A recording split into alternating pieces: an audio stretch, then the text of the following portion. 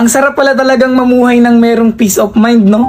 Yung tipong kahit anong marinig mo, kahit anong sabihin nila sa'yo, ay wala ka nang pakialam. Isa sa mga natutunan ko para magkaroon ng peace of mind sa sarili ko, ayaw magnampatulan yung mga bagay na hindi naman na dapat pinapatulan. Huwag mo nang pansinin yung mga hindi naman dapat pansinin. Lalo na yung mga bagay na alam mong hindi naman makakatulong sa sarili mo kapag nagpaliwanag ka pa, kapag ipinaglaban mo pa yung hindi naman na dapat pinaglalaban. Ikaw na nanonood, kung gusto mo ng peace of mind, sarili mo lang din ang makapagbibigay ng peace of mind. Sarili mo lang ang hindi na dapat papatol sa mga bagay na hindi na dapat patulan. Sarili mo lang yung makapagbibigay na hindi na dapat pansinin yung mga nagpapapansin. Deadmahin mo na lang yung nasa paligid mo. Di mo naman kailangan ng opinion ng iba at hindi mo kailangang magpa-apekto sa kanila. Dahil naniniwala pa rin ako na ikaw at ikaw lang din talaga ang makakatupad ng mga bagay na gusto mo. Maniwala ka sa sarili mo, sabayan mo ng paniniwala sa taas at huwag ka makinig sa